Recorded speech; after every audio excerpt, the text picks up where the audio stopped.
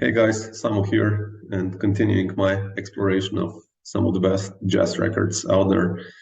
And I'm kind of going into the late 1950s, more carefully in 1957. And this record is called A Night at the Village Vanguard. We're talking about Sonny Rollins, and it's the first live recording made at the Village Vanguard. I think for Blue Note Records, maybe there were some other labels, but I don't think so. And this one was released in October 1958, and it's really a classic recording from one of the best jazz clubs in the history. I mean, if you've been at the Village Vanguard, you know what I'm talking about. It's just the smell of that place. And unfortunately, I never had a chance to play there so far.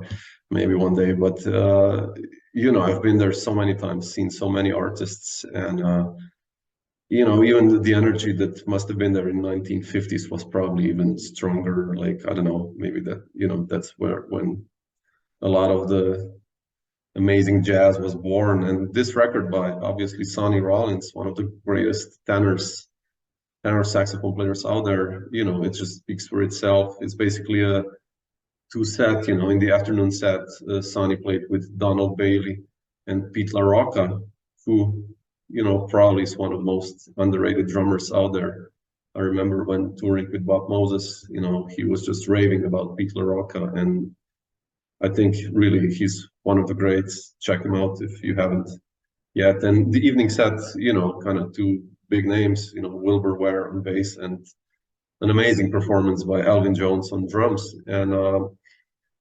And what's fascinating about this record is, of course, it's just trio. There's no piano, so the lines that Sonny plays are beautiful. They're kind of outlining the harmony of many of the jazz standards being played here, and it's just. And he also, ventures out and plays some amazing melodic lines. And I transcribed a couple of solos from this album. I have a double CD, which was reissued later, I think in the mid 80s.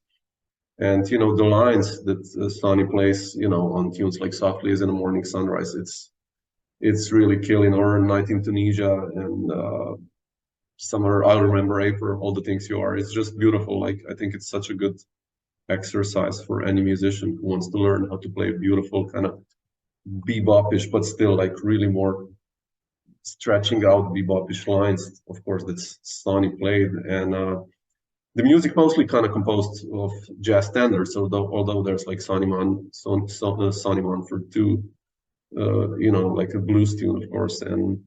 But like I say, it's such a beautiful record, full of this kind of hard bop, bebop, whatever we want to say it, jazz spirit from the late 1950s. And like really a strong record for me, especially personally, also because when I was studying with John Scofield, John gave me this album, and he was like, "Man, you need to check this out." And I remember I transcribed everything, and he said, like, John told me, like, "Man, Samo, think like a saxophone player," and gave me this album, and I was like, "Yeah, shit, you have to breathe when you play your lines," and everything suddenly made sense. So, but anyway, let me know what you guys think about this record, if it's an important one for you and why. Drop some comments, or as always. So cool. Thanks. Ciao.